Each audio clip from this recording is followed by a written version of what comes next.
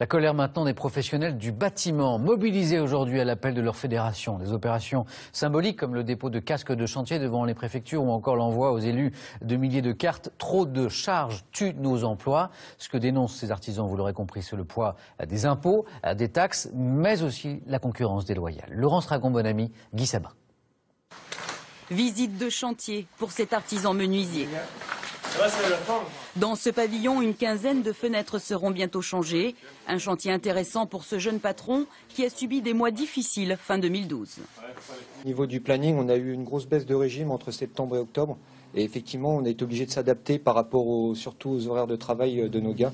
On a été obligé de réduire un peu le temps de travail, ce qui a été fait en commun accord. Mais ce qui préoccupe cet entrepreneur, c'est l'augmentation de la TVA l'an prochain. Le taux appliqué aux travaux passera de 7 à 10%. Les devis seront donc plus chers, de quoi dissuader les clients. Moi, je pense que ça va inciter le travail au noir et vis-à-vis de ça, déjà, on le retrouve dans... Je ne sais pas si j'ai le droit de le dire, mais on le retrouve sur certains chantiers et on s'en aperçoit de plus en plus. C'est bon ?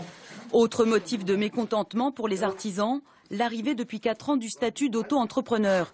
Il serait environ 70 000 à travailler dans le secteur du bâtiment, ce que déplore ce couvreur. Ça se passe bien le chantier, Jean ? C'est des gens qui nous font une concurrence qui est déloyale parce qu'ils ne payent pas la même charge que nous. Ils ne payent pas de cotisation en retraite, ils ne payent rien du tout, ils ne payent pas de TVA. Les artisans ne se sentent pas du tout entendus par les politiques. Quant à ce menuisier, il pourrait embaucher un salarié en plus, mais il ne le fera pas, faute de confiance en l'avenir.